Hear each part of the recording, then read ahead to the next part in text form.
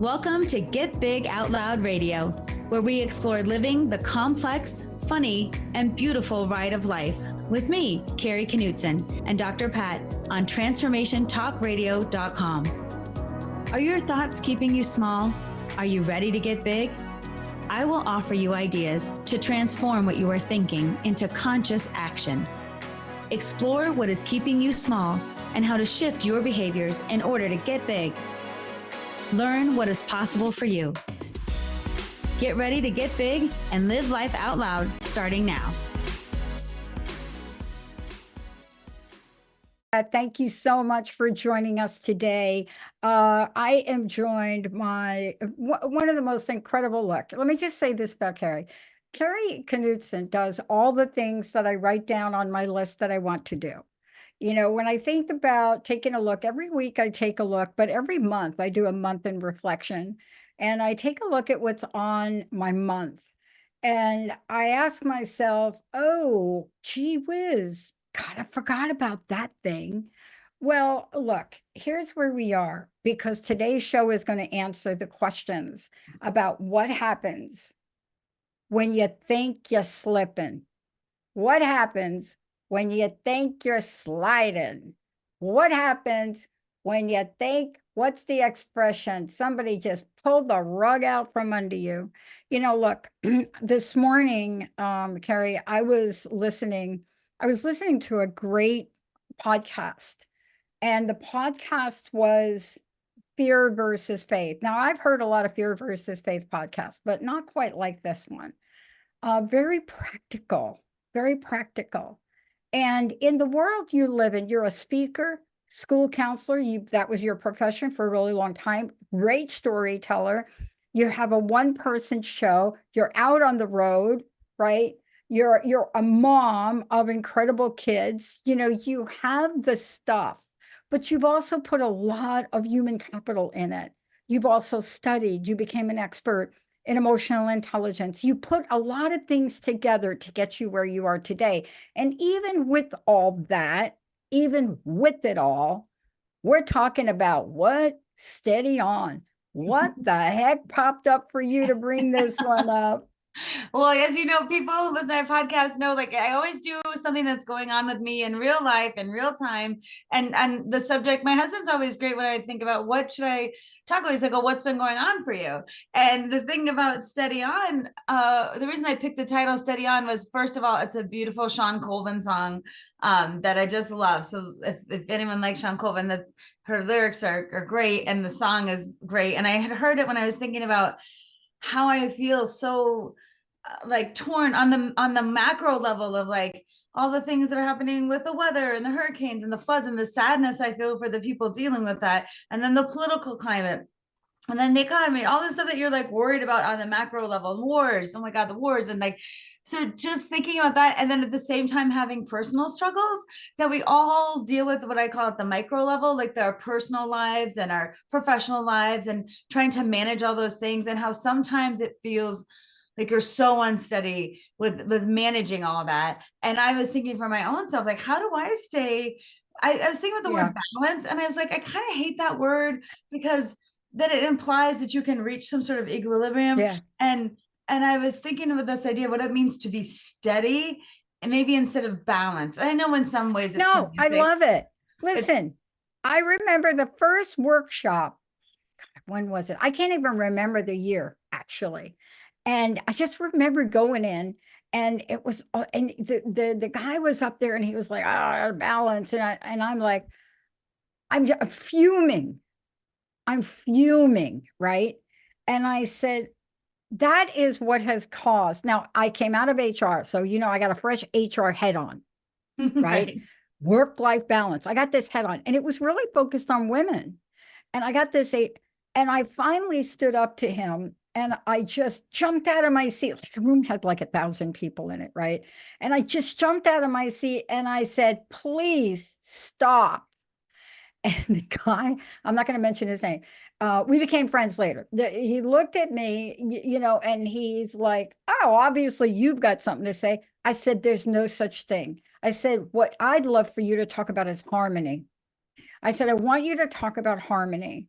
I said, because some of the beautiful, most beautiful music you will ever hear, some of it may sound wacky, crazy. Nobody ever said Jimi Hendrix music was balanced, right? But steady on is the essence of how to get in that state. Because if Yes. we can't get steady on, we're not only not harmonizing, right? What we're doing is literally the Wizard of Oz at the end, the witch gets water thrown on her and she's gone. That's what it feels like. Isn't that why steady on is so perfect? You know, let me just say this and then I want you to dig into it. Linda's mom taught me something, Joan. I never understood it, but until later. She would say, Patty, slow and steady, steady, slow and steady, slow and steady.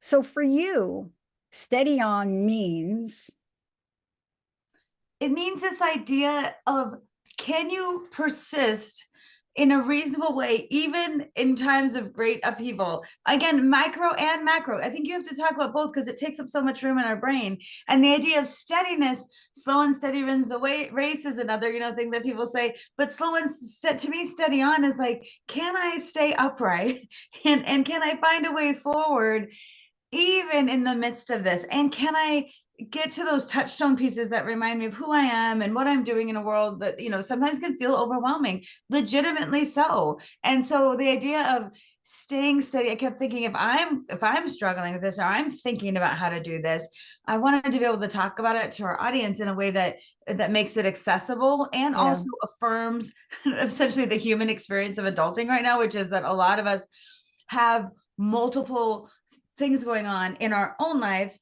personally, then professionally we have things that we're struggling with, and then globally it feels like a lot of energy right now and things are up in the air. And so that level of stress as it ramps up from the individual, to your professional life, to the bigger global world, like that, to me, I feel like it's rising for a lot of us.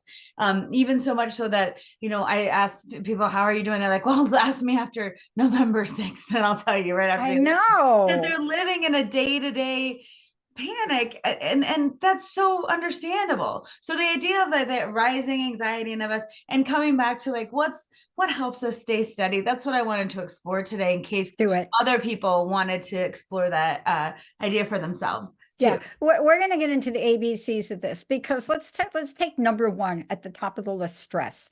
Okay, so once upon a time when I had my corporate job, I remember we were forming these organizations to help people with stress and other things, right? Nobody bought into it. I remember sitting in an executive room and just telling them, things are going to change. Technology is not going to make things better. It's going to speed things up. I remember doing this. And I remember the head of the top of the food chain saying, can't repeat what he said, but I'm just going to paraphrase, said something like, stress is an illusion. And I walked out of there that day and I realized this guy is like living on another planet. We have learned so much in 2 decades about stress. Let's talk about it, because it leads us into different states of being. One of my favorite expressions has always been, and I've modified it since. I remember when my mentor said, Pat, pain is inevitable, but suffering is optional. And what does that mean?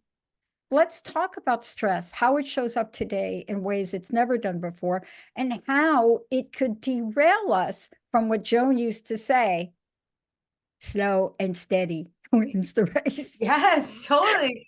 Well, and what was that, the tortoise? That was the tortoise. Yeah, but things that are done consistently, small things over a long period of time, consistent, that ground us. And I think that's why stress can be such a derailer, because we live in a society where a lot of us do that, like we've normalized being at high levels of stress as a badge of some sort of achievement. So when someone says, how are you doing? Notice how many times another person will respond, oh, I'm busy, as a way of responding, I'm busy. And then you're supposed to say, oh, me too. I'm just so crazy. Never a dull moment, always busy. And then we're supposed to all be fine with that. The idea is, though, is busy as a response to how are you doing, or that we that we feel like we have to constantly doing something to have our worthiness, to be wrapped up in our worthiness. As long as I'm checking things off my to-do list, then I'm worthy. See what I accomplished, then that connects to my worthiness. So then in our brains, we kind of like seek out more things to fulfill that need of being worthy, where really it would be so helpful if we stop for a minute to remember. This is how I like to remember it when I get into that kind of spiral of like doing. I am a human being, not a human doing. Yeah. My worth is not wrapped up in how much I do. It's wrapped up in the fact that I'm here. I'm worthy because I'm here. And so like starting to think about that, and then think about why, for me, when I start getting into my busyness, my stress cycle, like, what am I telling myself? Like, about like, I have to get this done because of this, or this pressure because of that. Like, and I ramp it up in my mind, but then it's important again to take a step back. Like, what am I saying about honoring my boundaries, about how much time I actually have, about how much sleep I need, about what other things might fulfill me? Why am I diminishing that at the expense of these things that may or may not actually matter in the end as much? Yeah. And that's a good question. Instead of judging yourself, it's so good to just be able to say like, oh, I'm noticing what my brain is doing. I'm noticing my tendency towards this. I'm noticing how I might be stressing myself out in this way. And I'm going to take an opportunity to just, I like to say is like, if you took yourself out of the situation and looked like it was a movie, like, oh, look what that character's doing now. Why are they doing that? What's the, because sometimes you have to take yourself out of it a bit to say, what am I doing? And for me personally, I run at a higher level of energy. Like I feel like I run high anyway, and I like to do a lot of things, and I like to be involved, and I talk fast, and I think about what all my things, and that usually plays into it's usually to my favor that I can do a lot of things. But then it also is also a negative part of me where I need to be like, just because you can do all that doesn't mean you should. Yeah. So sometimes your strength is your weakness, and you have to think about like balancing that idea around in your head, like what I'm thinking, what I'm doing, what's reality, what society says, and like kind of playing that out. And I feel the part about being steady is just starting to recognize when we are amping that up. And recognition to me is the first stage of anything you want to change, but recognizing it without judgment. Because if you start to recognize, gosh, I am really adding to my stress personally, professionally, globally, and I'm living in this stress ball, and I've normalized this level of stress, the first thing to do is say, wow, I have normalized that. I want to find a way to change that, but I understand how I got there. And speaking to yourself like you would someone you really love, someone that you care about so much, and saying like, yeah, it seems like things have gotten away from you. Yeah, you seem like to have really bought into this level of stress. Like, well, can we think about some ways to bring that down? Or can we think about some boundaries? Like things that you would say in the most loving, generous way to someone you totally love, rather than being judgmental about yourself. Yeah. Or thinking, well, this is just how everyone else is, so this is how I'm going to be. And I often think like we can think better for ourselves. Other people can live their lives that way, but we can do better by ourselves. And that's all we have to worry about. Like, and the truth is not everyone is a stressed out, overwhelmed person. Like, then that's also not the goal. Yeah, but it doesn't even have to be a big thing. So let's just talk about this. I love there was an exercise Carolyn Mays gave in one of her workshops. I only think she gave it this one time because of an issue that came up. And she challenged one of the people in the audience to have their faucet drip. Like what, how you have a drip, like drip. Growing up in New York, I got to tell you, faucet's dripping all the time. It's almost like it's a soundtrack of something, right? That's a lot of work. So I remember this exercise because I remember the outcome of it, and then I tried it on myself, although I had a problem. So it was the drip drip. She said, put the drip drip drip on and plug up your bathtub, like plug it up and let it drip. Now, you also have to have a drain in there, right? And if you don't have a drain for the overflow, you're in trouble, right? Mm-hmm. But this was the best exercise. And she said, just drip, drip, drip, because what she was talking about was energy. She was talking about what you're just talking about here.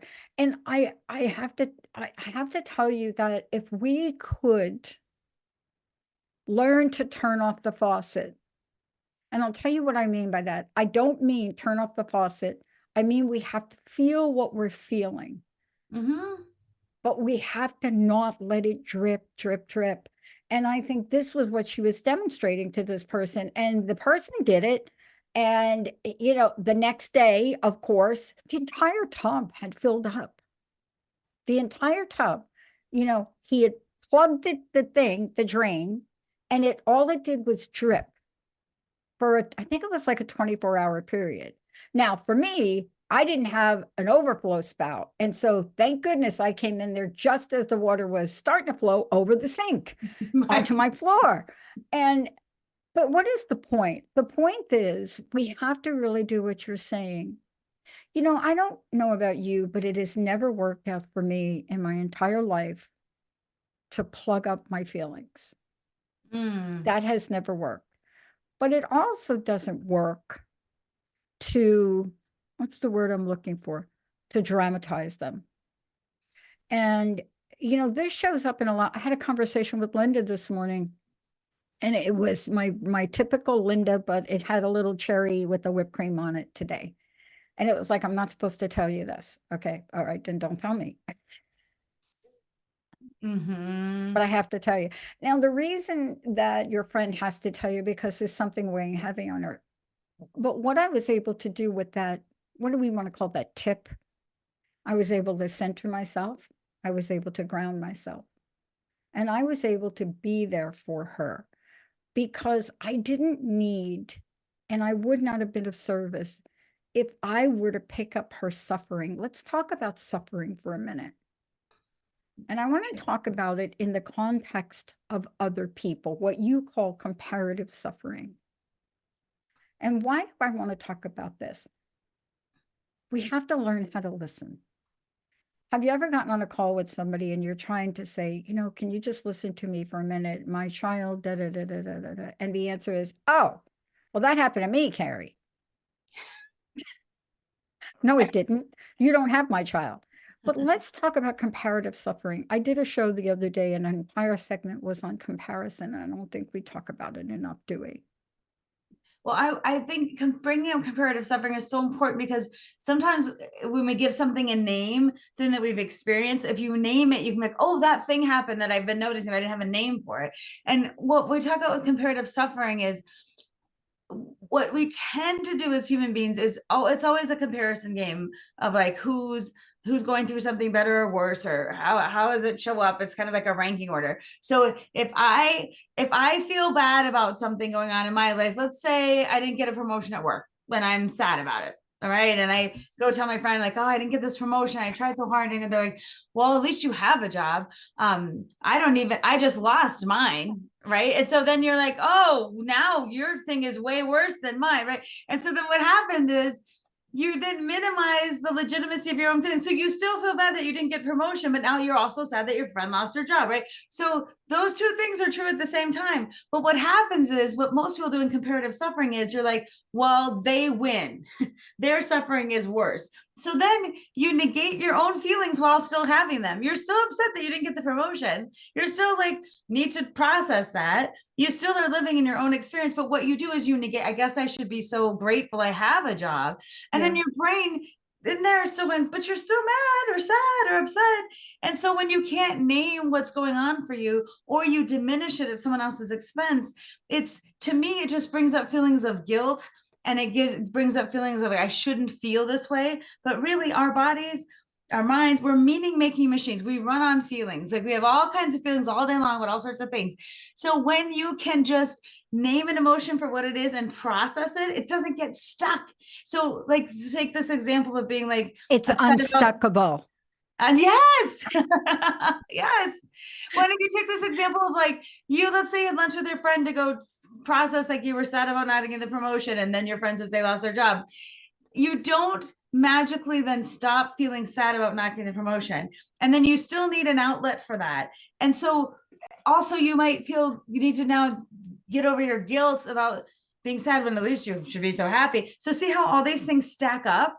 And this adds to your stress. So your brain is still having that stress and then still trying to deal with like day-to-day life stuff. And it hasn't been really processed. So that adds again the next layer of stress. So you wonder why you're bothered about things. You wonder why you can't get over it because you haven't really processed it. And I think with comparative suffering, it's so important to know it can be little things and it can be big things.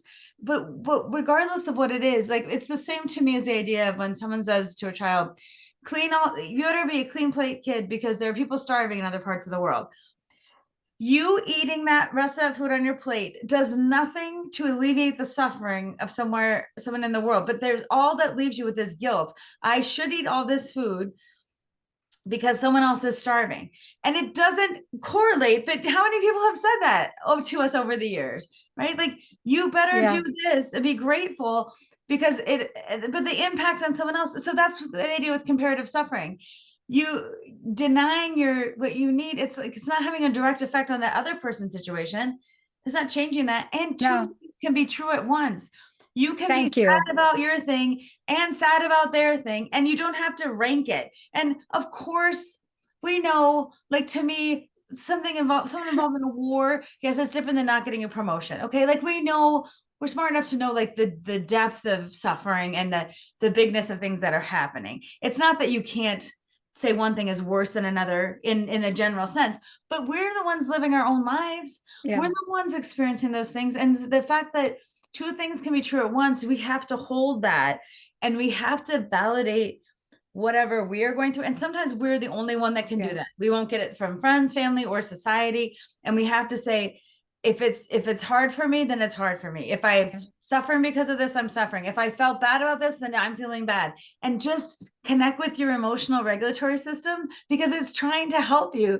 And the more you deny it or push it away or reject it, all it does to me is show up in different ways. Like, it shows up as, like, here's an example of, like, what could happen. You met with your friend, you tried to tell her your situation, she lost her job, so now you're all like, whatever. Then you go home and maybe your partner says something like, hey, what should we do for dinner tonight? And, like, why do I always have to make the decisions around here? Like, and it's misplaced anger. I didn't get my needs met over here, and now you can't take care of me. So then I'm yelling at you about, and then that person like, what is going on? You're like, oh, nothing. I just had a hard day. But really, it's what's we call, like, misplacing our emotions because we don't process them. So just starting to notice that about yourself. Notice the idea of comparative suffering when you minimize your own feelings. Notice if you're in the ranking order group that I have to rank it, and notice if you diminish your own feelings. And then also see if you can play with the idea of two things being true at the same time, and then see if you can recognize in the most loving way how some of your displaced emotions might be showing up in other parts of your life. And just doing that may be like a really cool window into your own psyche, like, what's going on for you. And sometimes just saying to yourself, if it's hard for me, then that's all the proof I need. Look, I love that we're talking about this. And can we just make one more point about this? I want to, I used to do an onstage a demonstration when I was doing the crust busting, and the Unstuckable workshops or seminars or half day. And I now realize it was a bit dangerous what I was doing. And, we were well protected and the cleanup was easy. But I would bring in 2 pieces of glass, large pieces of glass. I learned not to do mirrors. That freaked everybody out. But I would bring in 2 pieces of glass and I would put them side by side. And of course, plastic down, the whole thing. But what I would demonstrate with that is what the impact of things that happen in our life are. One of them, I would show what it's like to get a crack. Like, you ever get a windshield crack and it starts out like a little pinhole. It's like a pinhole. And then before you know it, it's like halfway across your, why? Because it is that emotion or that thing that's not like the second glass where I literally take a hammer and bang it. One is catastrophic. One is a catastrophic event that feels like shattered glass by, I used to have one of those sledgehammers, right? By a sledgehammer. The other one is like getting hit with a something from the road, and it hits your windshield and you still feel the impact. And what you're talking about is so important. There are things in life that are happening. War. I got to interview parliamentary members of the Ukraine early on. Can't even imagine. Can't even imagine. The closest thing that I've ever come to is growing up where I grew up and watching people get shot and killed, right? On the street in front of you. But nothing like war. Mhm. So what can I do with that? So that's a catastrophic event. But let's go to day to day. Let's go to day to day. Well, and the day to day is so important because as we're dealing with global and bigger things and still living our lives in the day to day, part of that idea around day to day is, can I recognize what's going on for me, what I'm thinking, how I'm thinking, is it adding to my stress or taking away? And can I own that, like, I am living my life in this space with all these bigger things, but my idea around how much I can control or not control, a lot of that brings us stress when we're trying to control the uncontrollable. So part of the day-to-day idea is like, I can't control everything, but I can control something. I can't fix everything, but I can work on something. So the idea, again, like using your brain to like not spiral so much that you feel just like, where's my center? where's my sense of efficacy? And so that idea, sometimes when we think about what we're processing, our feelings, what we can't control, there's always something that we can control. And it might be the tiniest thing, like what I put in my mouth today. I'm gonna control things that make me feel good when I eat them. How much time I spend scrolling on social media. If I know that's like damaging to my mental health, can I put a boundary on that for me about when and how I access that?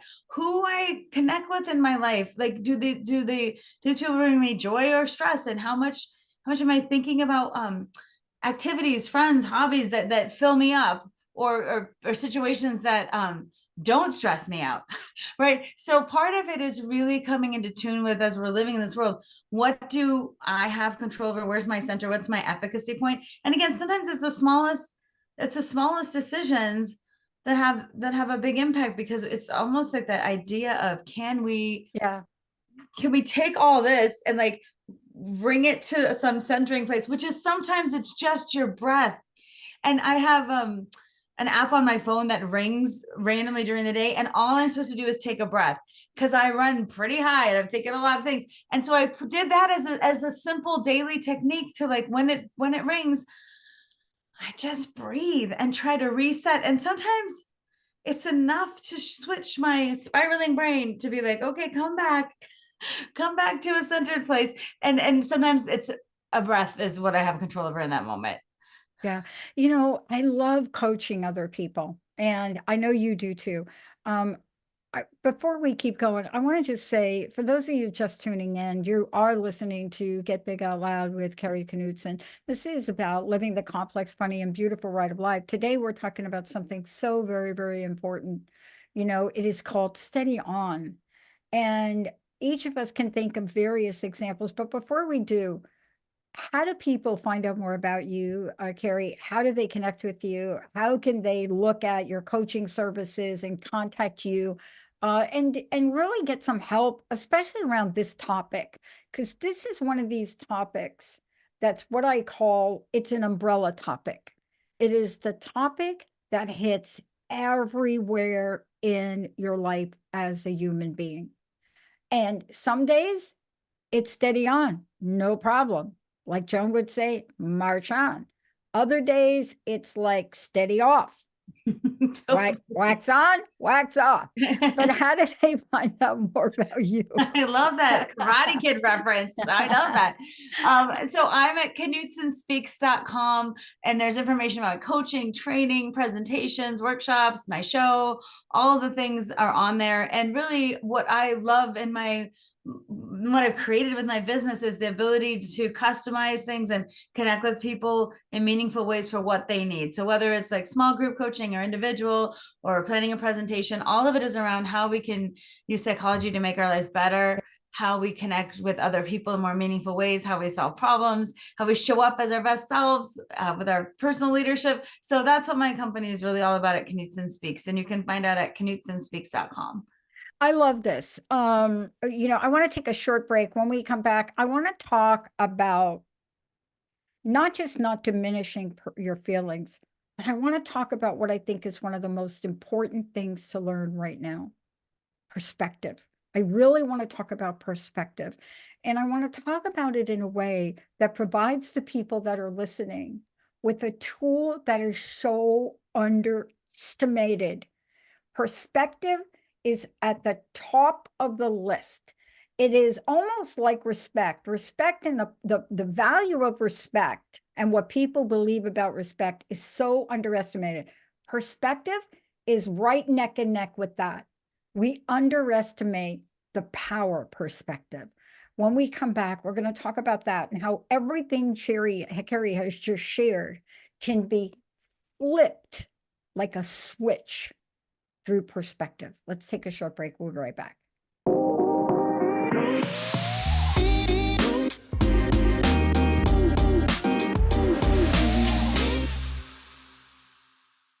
Welcome back, everyone. You're listening to Get Big Out Loud. And we're getting big out loud with this here. This is called Steady On. This is what this episode's about, Steady On. What does steady on mean? You know, I'll tell you, let's talk about this from perspective. I do not like doing dishes. I don't. And if I cook, I have been trained by grandmama that when you cook, you keep the kitchen clean as you go. Like if you're going to use the frying pan and you're going to cook the sausage, the sausage, you're going to cook the sausage and the meatballs, and you're going to do this, and you're going to fry the onions, and you're going to cook the garlic. You're going to finish with the pan, you wash it. So I'm trained like that. Now, my best friend is Linda. I do not like doing dishes. Linda loves doing dishes. And the perspective for me is, how do I adjust when Linda's around to let her do the dishes as opposed to me doing the dishes? Linda does the dishes, but for her, she doesn't see the dishes the way I see them. Our perspective on them is different. And if you can find somebody in your life, I don't know, like with your hubby or your partner or I don't know if you share these things, but if you can find somebody in life who likes to do the things you don't like to do, and you like to do the things they don't like to do, if you can't find that, you need to have a power perspective shift. And that's what we're talking about today, right, Kari? Because perspective is everything. Yes, and the reason I think it's so important to talk perspective with steady on, the idea of being steady, is how do we get perspective on things in our lives when, again, the stress level feels out of control, things feel like bigger than they are potentially because they're big to us, right? So the idea of like, how do we get perspective? I feel like the reason I wanted to talk about this idea is, in addition to raising your self-awareness around what's going on for me, and then squashing the comparison game and stop doing comparative suffering, and like if it's big for me, it's big for me, and then acknowledging your feelings, like how do I actually feel about this versus how I feel, like it's not that big a deal, just get over it, versus like it's a big deal to me and I'm hurt by this, or I'm angry because of whatever. So like doing those few things on this side help me like be steady, and then on this side it's getting perspective on my place in the world, or what's actually happening, or what I have control over and what I don't, or the idea of like not everyone feels this way, and that's okay too. So I'm trying to think like an example. When I had a cat, my cat named T-Rex, had to get his leg amputated because of cancer. And when I heard the vet say, you know, this leg has to go because it has cancer, all I could think was, you're going to amputate my cat's leg. And I couldn't be like, but then, because after that, I was like, but triped cats have good lives, and this should help him live a long life. And the surgery recovery rate is usually really good for cats. Like I couldn't hear anything past that. And then when I was so sad about having to do the surgery for my cat, like people would be like, well, at least he's going to live. And at least this, and always like, look on the bright side, or it's not that big a deal. Or like, I knew a triped cat once. So it's always away from my experience and into their experience. And so the interesting thing for me was I was feeling so hurt that no one just said, oh my God, your cat has to have its leg amputated. That sounds horrible. I just wanted some affirmation that like this was hard. And the interesting thing is, when I went to drop T-Rex off for surgery, of all the people that should have been more like, we're checking in your cat, we've done 20 of these today, pick up tomorrow, like someone who could have been so jaded or like whatever, this is just one of 30 cats we'll see today. The vet tech whoever was helping me was so generous. Yeah. And because I said through tears, like, this cat is really special. And I hear like Oh, at that time I was in my late 40s. I'm some 40-year-old woman being like, oh, this cat's really, really special. You should please be careful with this cat. And she's like, and I said, I'm sorry, this is just really hard. And she goes, no, it is really hard. No one thinks they're going to have their cats like empty, and you're doing a really hard thing today. And I'm going to tell you, we're going to take a really good care of T-Rex. And even her perspective of like, I see you, I see this cat as special. You're not crazy for being upset about this. Like that kind of perspective and her generosity, like, actually helped like calm down all my things. Like, I'm not crazy. This is a big deal. I have the right to feel sad. You're affirming it. And so to me, it was like her sharing a bit of her world with me, like, was so generous. Like, and then she explained, then I could kind of hear more of the process and what was going to happen about like, with a more open mind about like, yes, yeah. a lot of cats have this and we are successful with this. But then at the end of the day, too, at the end of when I dropped T-Rex off, she like underlined on this paper a note that said, please call if you need any updates during the day. We'll call you, but if for any reason, please call us. And she's like, and I mean it. Call us, don't hesitate. And then she said, we'll take good care of your sweet cat. And I know this is hard. You'll be all right. We'll get through this together, or something like. And that little note was like all I needed to like someone else kind of sharing their generosity of spirit, and their like, they knew it was going to be okay, but I needed to know. And I thought like that just little moment of like shared kindness, but also giving me some perspective, like, this is actually really hard and you're not crazy, or this is you're a good person for doing this even though it's difficult for you, or whatever happened in that moment was so generous of spirit. It allowed me to go through that situation without being sucked down into like this place. I had like she helped me elevate the experience so that I could match like what's going on with me, why is it stressed, affirming my feelings, getting some perspective. And it kind of helped take me out of my tense moment. And I think the idea of sharing, getting perspective on like what's important, what support we need, who can help us, our worries in conjunction with other things, but again, without comparing them. It can be so beautiful to get someone else's perspective, or to open ourselves up to perspective. Yeah. Study On and this topic combines all of the things you've just talked about. What a beautiful story. I mean, we love our animal friends. We really do. And, whatever it is they're going through, we feel. I mean, we can't feel, but we feel it.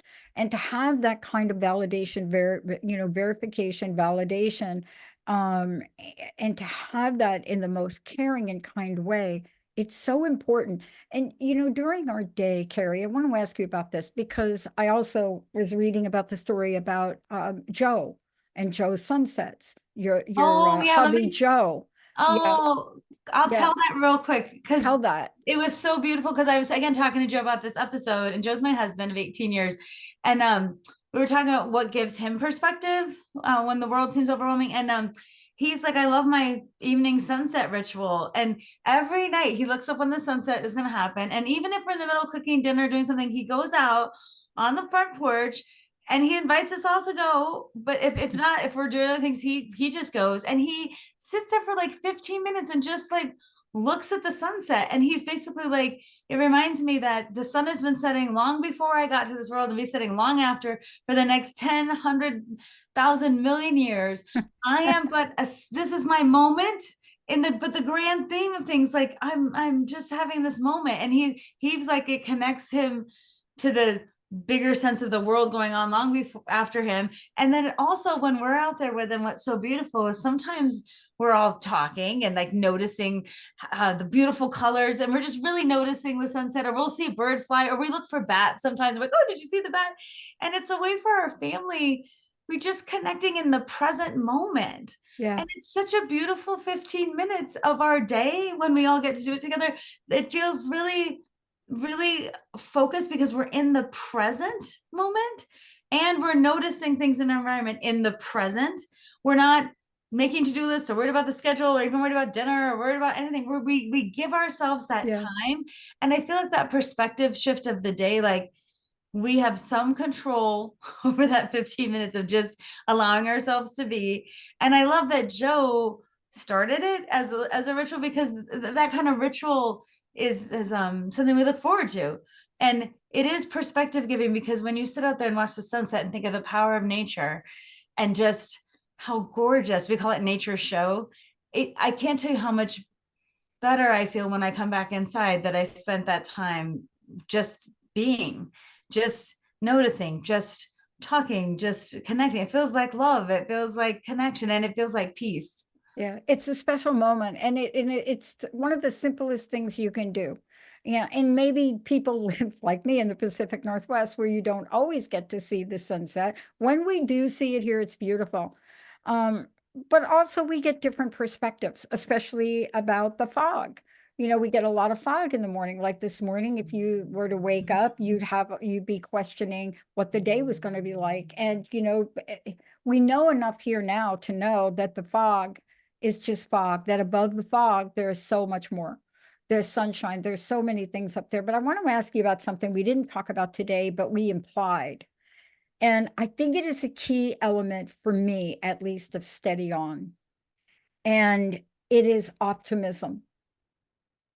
For me, I don't know where I got it from, but boy, when my optimism bank account is starting to run dry, I have got to pull all the stops out to fill that back up again. Optimism for me, and just so people know, I've been called a lot of names around optimism, Pollyanna Patty. I mean, but let me explain it, and I want you to talk about it, because see, that moment, that sunset, that was a moment of optimism that was shared. It was collaborative optimism, that moment you all shared. Why?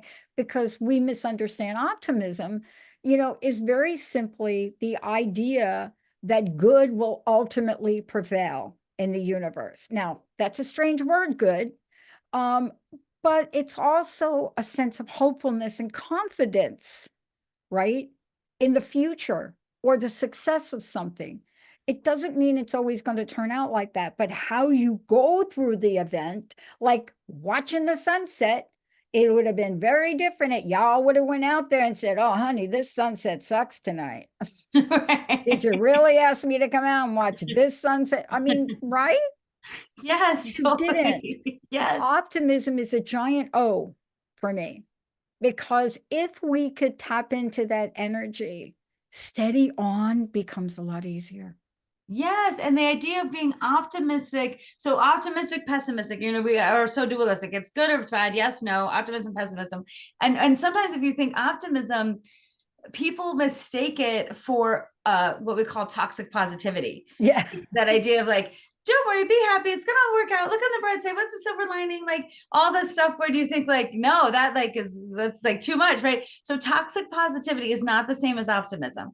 And I feel like being toxically positive means like not even acknowledging that it could be hard or bad or sad or difficult. And whereas optimism allows some space to be like, this is difficult potentially, and what can I do about it? Or really, optimism to me is tapping into that part of you. I know who I am. I know what I'm about. And keeping the idea of hope or possibility, that flame alive at the same time you're dealing with other things. And that's sometimes you got to protect that flame.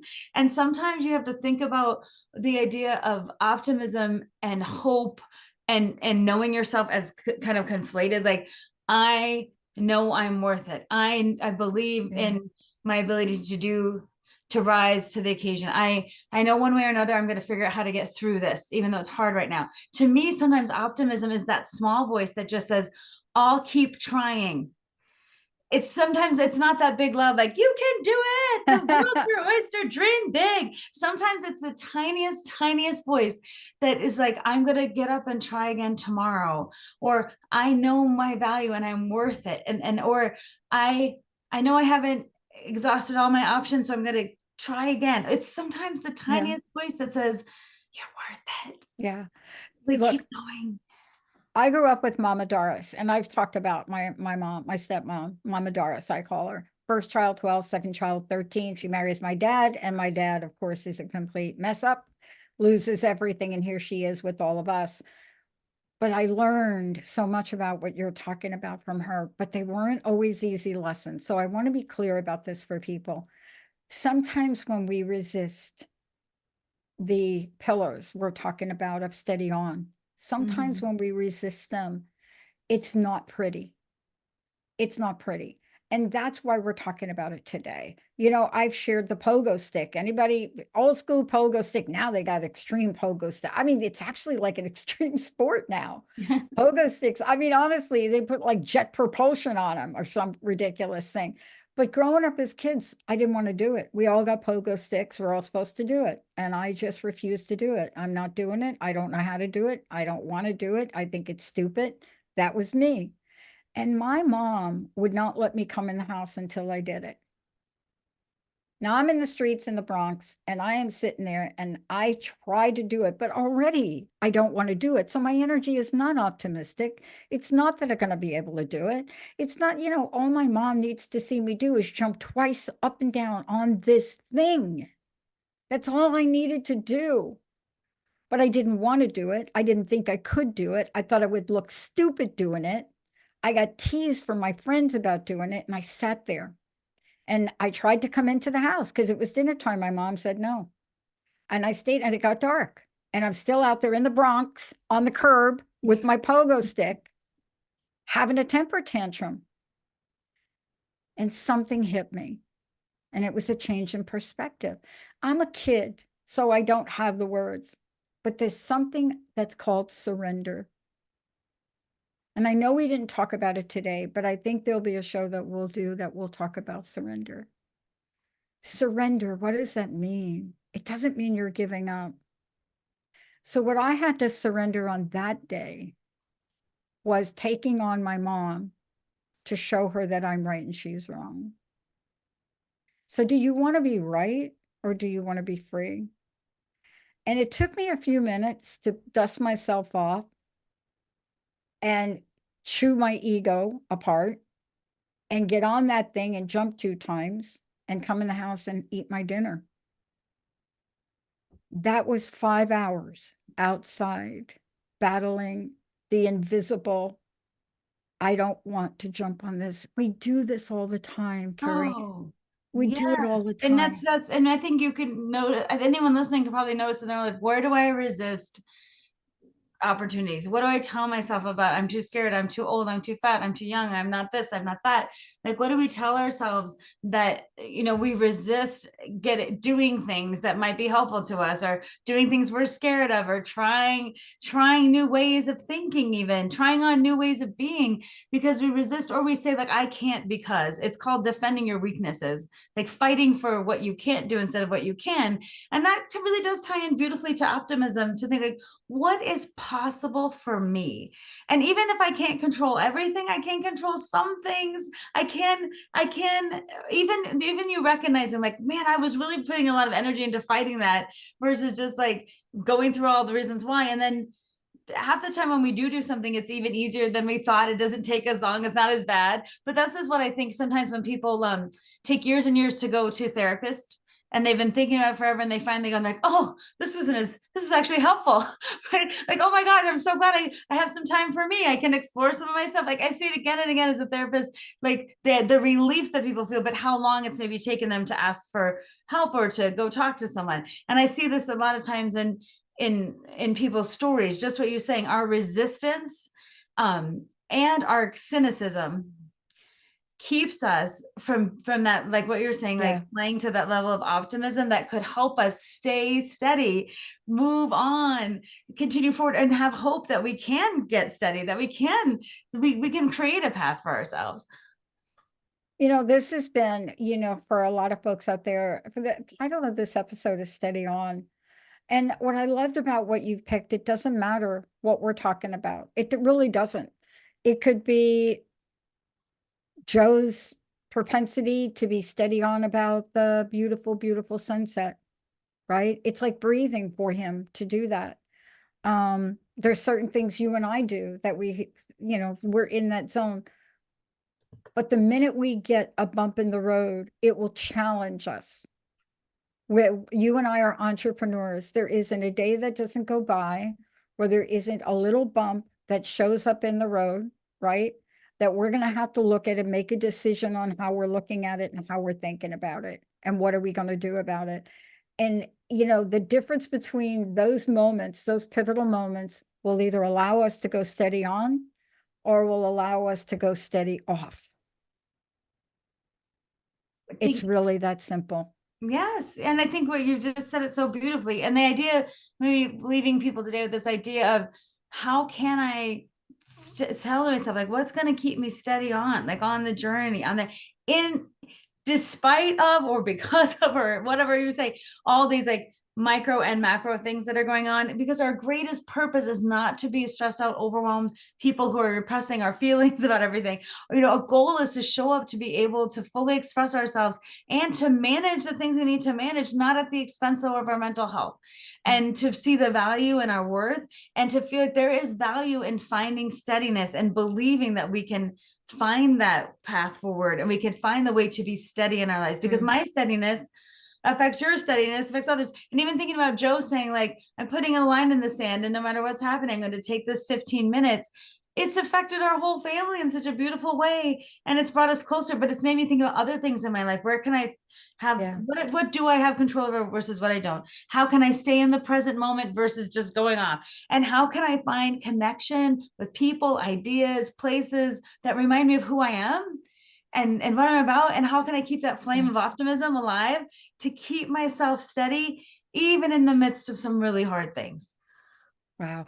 Thank you so much for today. Again, Kari, this was such an important conversation and such a reminder for so many people right now.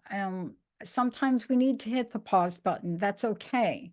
But steady on, helps us understand what the meaning is. And the meaning is to move forward, steady on.